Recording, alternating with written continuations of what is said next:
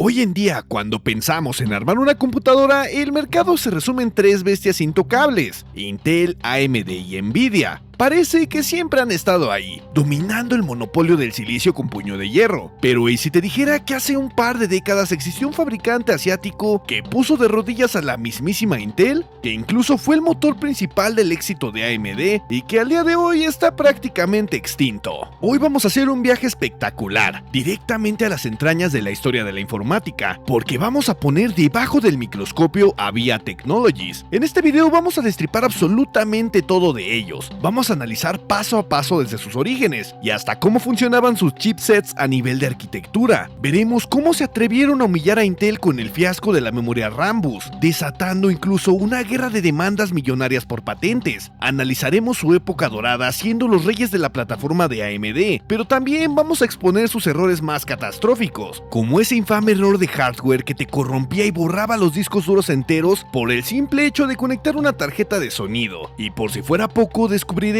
cómo en su intento desesperado por sobrevivir, fabricando sus propios procesadores, terminaron inventando el formato mini ITX que todos utilizamos al día de hoy para armar equipos compactos. Pero antes de comenzar, déjame mencionarte que tenemos un sorteo de un juego a través de Steam, así que si quieres entrar al sorteo, ve al video anterior para que puedas participar. Así que prepara tu cafecito, tu desayuno, ponte el pantalón y prepárate porque vamos a comenzar con esta historia llena de drama, traición y deseo con la historia de los chipsets de VIA. Pero antes te traigo un pequeño mensaje de nuestro sponsor. Espera un momento, ¿quieres conseguir tu Windows y tu Office totalmente legal y a un precio realmente bajo? Pues aquí te traigo el mejor sitio confiable donde puedes comprar tu licencia tanto como para Office como para Windows, y también si los quieres comprar en paquete, ¿por qué no? Porque aquí vas a poder conseguir desde el mismísimo Office 2016 Professional Plus hasta el Office 2024 Home. Y déjame decirte que no tienes nada de qué preocuparte, porque te los traigo con un descuento del 62%. Y si te preguntas qué hay para activar tu Windows, pues vas a poder encontrar desde la licencia de Windows 10 Home hasta la de Windows 11 Pro. Y no solo eso, porque no voy a permitir que te comas el precio completo y te traigo un descuento del 50% para tu licencia de Windows. Y como bien te lo dije, si quieres combinar y comprar tanto como Office como Windows 11, también están en descuento del 62%. Así que corre y compra tus licencias. Pero ahora sí, continuemos con este video. Toda esta odisea comienza en el año 1987, en Fremont, California. Un ex empleado de Intel llamado Wen-Chi Chen funda VIA Technologies, lo cual significa Very Innovative Architecture. Sí, parece que se mataron pensando en el nombre. Muy creativos estos pequeños genios, ¿eh? Pero Chen, que no tenía un pelo de tonto, se dio cuenta que fabricar chips en California era más caro que financiar una base lunar. Así que en 1992 se empaca sus cosas y se muda a la sede central de Taipei, en Taiwán. En los años 90, la placa base de tu PC era un desastre de chips inconexos. VIA empezó fabricando CoreLogic, los chipsets que conectaban el procesador con el resto de la chatarra que conectabas a tu equipo. Competían incluso con empresas que hoy suenan como marca de electrodomésticos de dudosa procedencia. Un ejemplo de estos es Ali, Acer Laboratories, SIS, Silicon Integrated System y por supuesto el matón de Intel. VIA comenzó a ganar terreno en la época dorada de los clones informáticos, con la llegada del Socket 7, el zócalo donde ponía los primeros Pentium y los AMD K5 y K6, pero VIA lanzó la serie Apollo VP, VP2 y VP3. Hay que reconocer que eran baratos, también funcionaban bien y sobre todo le daban vida a los procesadores de AMD y Cyrix cuando Intel quería obligar a todo el mundo a pasarse a su nuevo y exclusivo formato Slot 1. Pero el golpe en la mesa por parte de VIA fue el chipset MVP3. Este introdujo soporte para el bus AGP en las plataformas Super Socket 7, funcionando a unos vertiginosos 100 MHz de frontside bus, o para mis amigos los puristas, el FSB. Fue el primer aviso de VIA a Intel: podemos hacer esto incluso mejor que tú, y sin cobrarle a la gente un riñón. Pero vamos a avanzar un poco en la historia. Llegamos a finales de la década, Intel lanza su poderoso Pentium 3 y comete uno de los errores comerciales más estúpidos, arrogantes y graciosos de toda su historia. Deciden que la memoria SDRAM es para simples mortales y firman un acuerdo exclusivo con una empresa llamada Rambus, esto para utilizar su memoria RDRAM en su chipset estrella, el cual era el mismísimo i820. Pero, ¿cuál era el problema de todo esto? Pues la memoria Rambus se calentaba como un horno, tenía una latencia espantosa en tareas cotidianas y costaba más que el propio procesador. Sonaba más a un robo a mano armada, pero disfrazada de innovación. Intel se disparó en el pie de una forma tan espectacular que casi se amputan la pierna completa. Pero, ¿qué hizo VIA en este caso? Pues sacó su artillería pesada. Lanzaron el chipset Apollo Pro 133 y su posterior revisión el Pro 133A. Y ojo que la ingeniería que tenían aquí pues era hardware supuestamente de primer nivel. A nivel de arquitectura, VIA comenzó fabricando estos chips en nodos de 0.25 micras y luego afinaron su proceso bajando hasta la 0.18, logrando una mayor eficiencia. Pero el verdadero golpe maestro estaba en su rendimiento. Lograron que el FSB corriera a 133 MHz, lo que les permitía dar soporte nativo a memorias PS133 SDRAM, es decir, te permitían utilizar memoria barata, rápida y sobre todo el estándar universal de la industria, dejándote todo el rendimiento sin los problemas térmicos que tenían las Rambus. Y por si fuera poco, a nivel de conectividad eran unas bestias para la época, porque también te incorporaban el soporte para el veloz puerto gráfico AGP4X y buses ATA66, que aseguraban que la lectura de los discos duros no fuera un cuello de botella.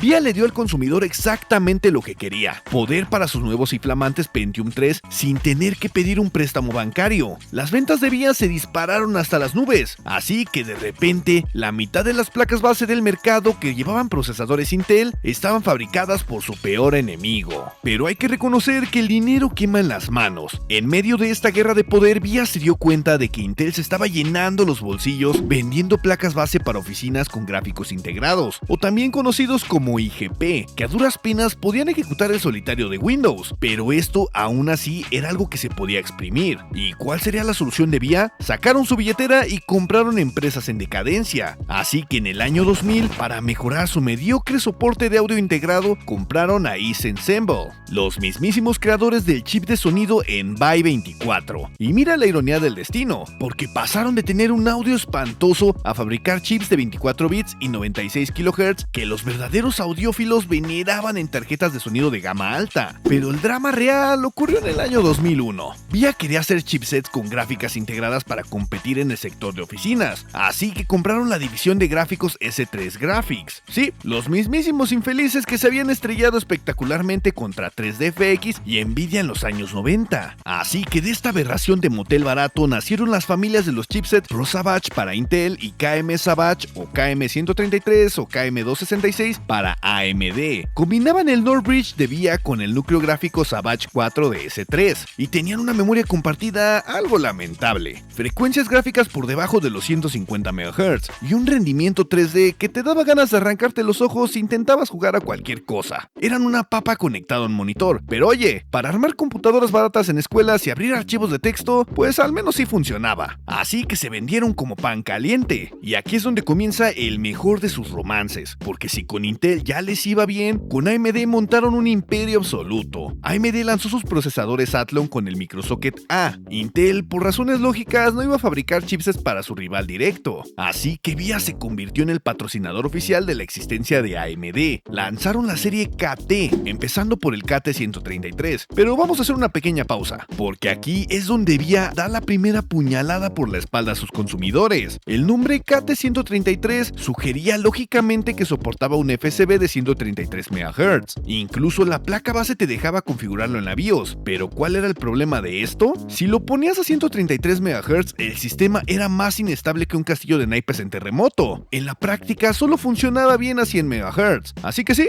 fue un engaño tan descarado que para arreglarlo VIA tuvo que lanzar la revisión KT133A, esto algunos meses después, incluso obligando a los entusiastas a comprar una placa base totalmente nueva si querían aprovechar la velocidad real por la que ya habían pagado. Pero luego llegaría el KT266, que introdujo el soporte para memorias DDR a 266 MHz, y el famosísimo KT400. Aquí VIA intentó hacer las cosas bien, porque introdujeron una tecnología clave, el V-Link. Hasta ese momento el NOR Bridge y el South Bridge se comunicaban a través del bus PCI, por supuesto limitado a 133 MB por segundo. Entonces aquí es donde entra V-Link, porque esta era una autopista privada entre entre los dos chips, la cual se movía a 266 MB por segundo y más tarde a 533 MB por segundo. Pero pon ojo a esto, porque tener un buen hardware no sirve de nada si el software es una tortura medieval. Hay que recordar que en esa época Windows no reconocía automáticamente los chipsets de VIA, así que tenías que instalar un paquete de drivers llamado VIA 4 en 1, más tarde conocido como Hyperion. Y si viviste en aquellos años, estarás de acuerdo conmigo que instalar esto era como jugar a la ruleta rusa con tu PC. Si lo instalabas en el orden equivocado o si tu Windows actualizaba mal, el controlador del puerto AGP fallaba catastróficamente. Tu flamante tarjeta gráfica Nvidia o ATI pasaba a funcionar a la velocidad de una tortuga con asma, o directamente te regalaba muchas pantallas azules todos los días. Pero ya que hablamos de pesadillas cotidianas, no debemos olvidar el drama de los puertos USB fantasmas, porque los Southbridge de VIA en esta época, especialmente las series anteriores al VT8237 como el VT8233, tenían un manejo de energía y ancho de banda asqueroso para los puertos USB. Entonces la gente estaba jugando tranquilamente y de la nada el ratón o el teclado USB se desconectaban solos por un segundo y después volvían a conectarse de la nada. Era un infierno y un insulto absoluto para los jugadores de la época que perdían partidas competitivas porque su puerto USB decidía tomarse una siesta sin avisar. Y la tragedia no se detuvo ahí, porque se intensificó en los hogares con el famosísimo Southbridge VT82C686B. Sí, lo sé,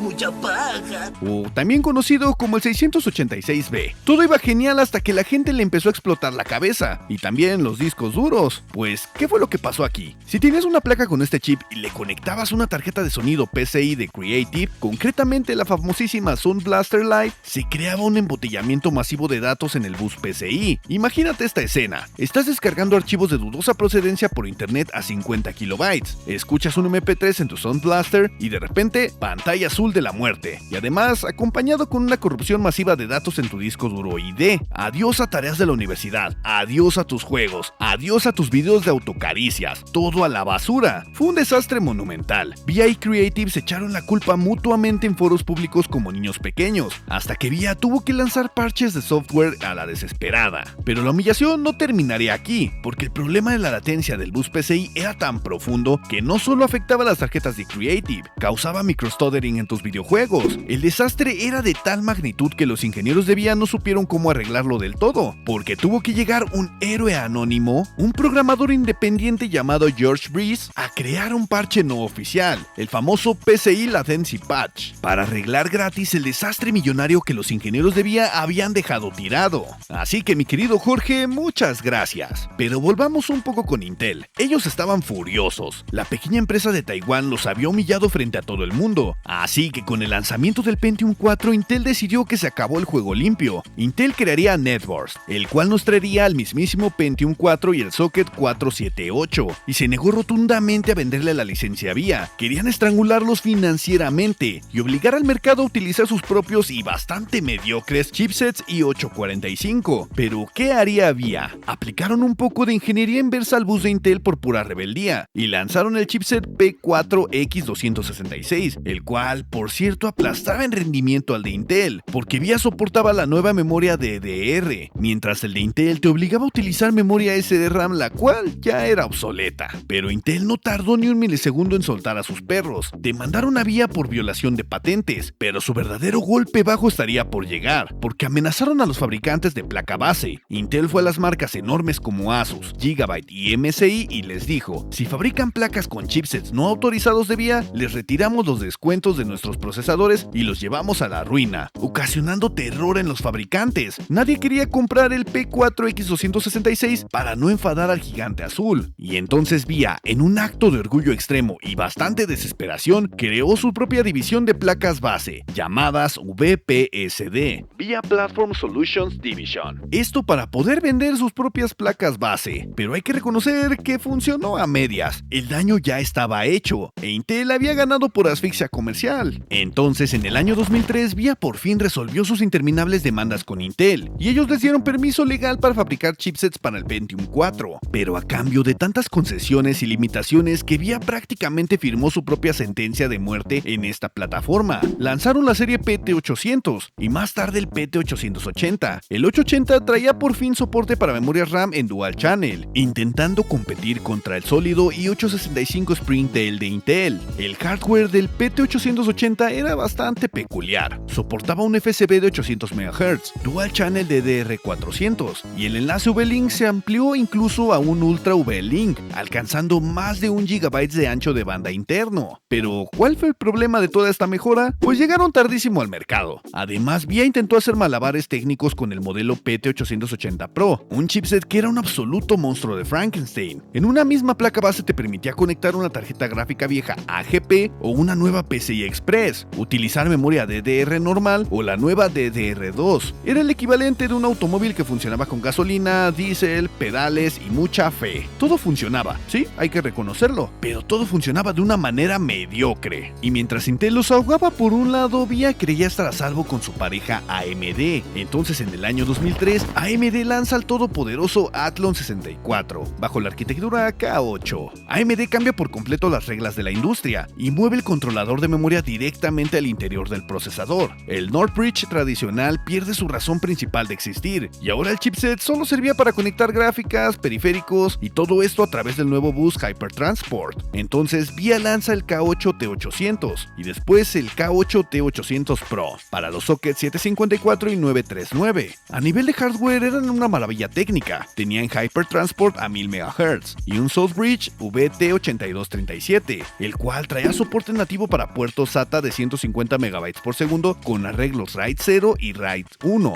Y aunque con esta mejora ya lograba levantarse VIA al menos un poco, sucedería la desgracia. Entró Nvidia pateando la puerta del mercado. Nvidia lanzó los chipsets Enforce 3 y Enforce 4. Traían mejor rendimiento en los discos SATA, mejor velocidad USB y la joya de la corona, Sly, la capacidad de poner dos tarjetas gráficas a trabajar juntas. Los jugadores de PC enloquecieron. Si querías jugar al máximo nivel, te comprabas una placa Enforce, no había ninguna duda. Pero VIA tenía su as bajo la manga: entrar en pánico, así que intentaron contraatacar con el K8-T890 y el K8-T900. En pleno salto tecnológico a las colecciones PCI Express, el T900 intentó imitar a la Sly, ofreciendo dos ranuras PCI Express por 8. ¿Y cuál fue el resultado?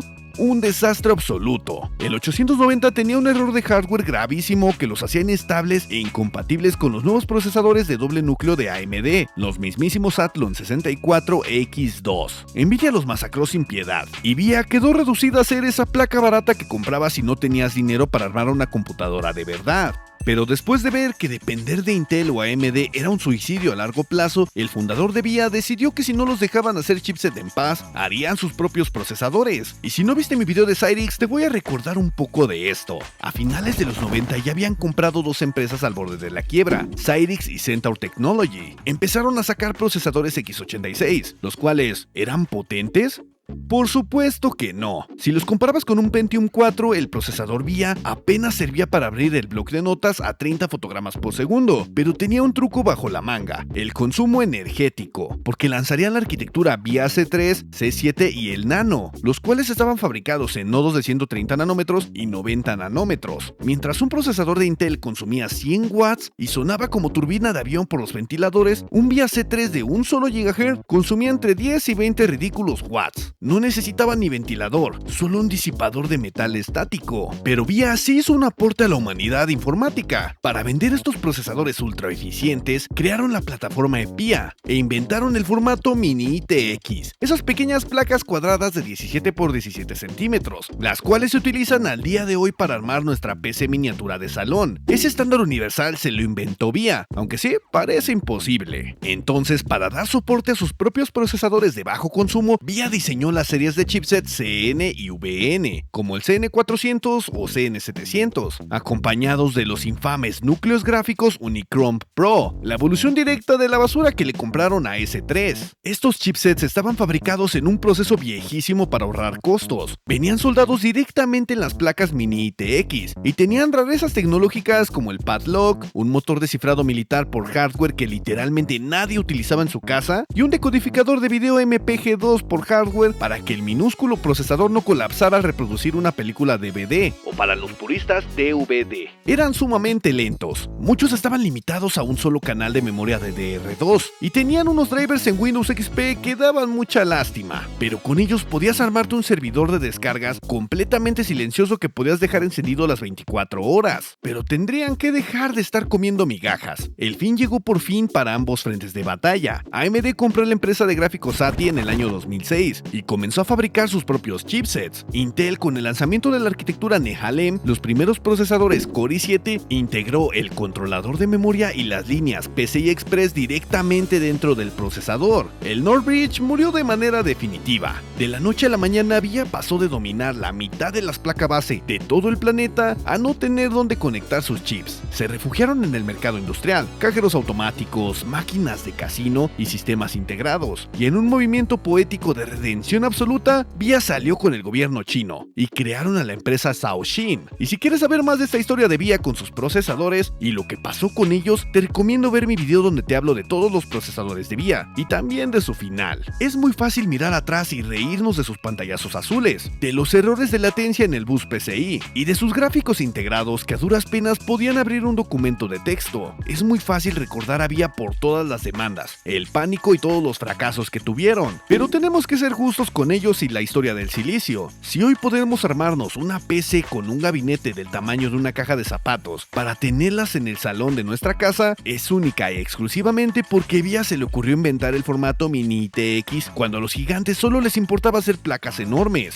Si hoy tenemos un mercado donde podemos elegir, es porque en la época dorada de los computadores beige, VIA fue el escudo protector de los consumidores. Ellos fueron los que tuvieron las agallas de pararle los pies al monopolio de Intel cuando nos querían obligar a endeudarnos para comprar la carísima memoria Rambus. VIA apostó por el estándar de la memoria SDRAM y literalmente nos salvó el bolsillo a todos. Y lo más importante de todo, sin los chipsets de VIA, procesadores absolutamente legendarios como los primeros AMD Athlon nunca habrían tenido una plataforma donde brillar y también donde competir. VIA fue el compañero de trincheras de AMD cuando Intel parecía inquebrantable. No tenía los presupuestos infinitos de sus rivales, pero a base de ingeniería pura, atrevimiento y muchísima audacia, mantuvieron viva la llama de la competencia real en el mercado. Así que la próxima vez que se desarme una computadora vieja, la cual esté polvorienta, y vean en el fondo una placa base verde con ese pequeño chip negro que dice VIA, muéstrenle el respeto que se merece, porque sin ellos la historia del PC Master Race habría sido muchísimo más aburrida y sobre todo bastante más costosa. Y si te gustaría saber de algún tema en especial de algún procesador, puedes hacérmelo saber igual en la caja de comentarios. Estoy pensando en abrir un apartado de encuestas donde ustedes mismos elijan el próximo tema del video. Así que si estás escuchando esto, estate atento a las encuestas, porque estaré dejando 3 opciones para el próximo video en la próxima encuesta del canal. Te invito a darle like al hyper y a suscribirte. También a seguirme en mis redes sociales, las cuales estarás viendo en pantalla.